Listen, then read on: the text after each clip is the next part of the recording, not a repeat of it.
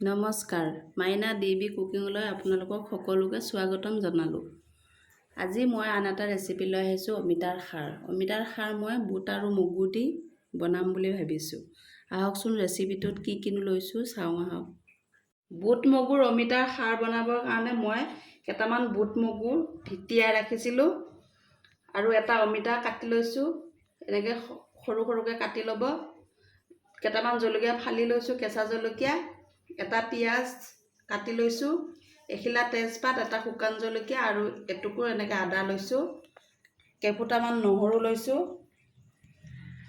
কেইডালমান ধনিয়া পাত লৈছোঁ। এতিয়া মই আদাখিনি নহৰুখিনি থেঠেলি ল'ম আৰু বুটখিনি আৰু অমিতাখিনি কুকাৰত দি বইল কৰি ল'ম আগতে।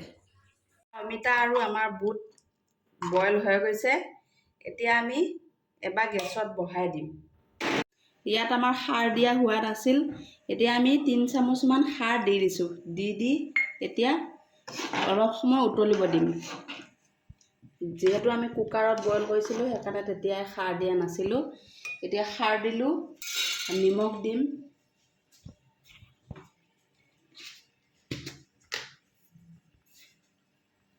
নিমখ আপোনালোকৰ সোৱাদ অনুসৰি দিব। নিমখ দিলোঁ। ইয়াত আমি হালধি ব্যৱহাৰ নকৰোঁ। হালধি ব্যৱহাৰ কৰিলে খাৰ দিয়াৰ কাৰণে ৰঙা হৈ যাব, সেইকাৰণে আমি হালধি ব্যৱহাৰ নকৰোঁ। খাৰ দিয়াৰ পিছত আমাৰ উতলা হৈ গ'ল। এতিয়া আমি নমাই ল'ম।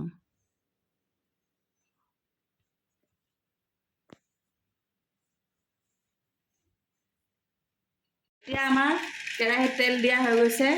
কেইটামান প্ৰথমতে পাঁচফোৰণ দিছোঁ। এতিয়া শুকান জলকীয়াটো আৰু তেজপাত খিলা দিলোঁ আৰু পিঁয়াজ কাটি ৰাখিছিলোঁ, কাটি ৰখা পিঁয়াজখিনি দিছোঁ,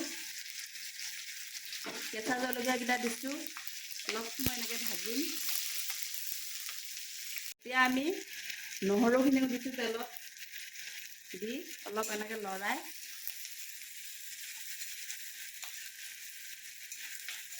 এইখিনি আমাৰ ভাজা হৈ গ'ল। এতিয়া আমি অমিতাৰ খাৰখিনি ইয়াতে দি দিম।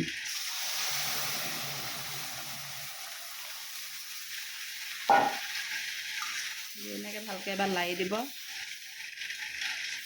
অকণমান উতলিব দিম। উতলিব দিলে হৈ যাব আমাৰ অমিতাৰ খাৰ।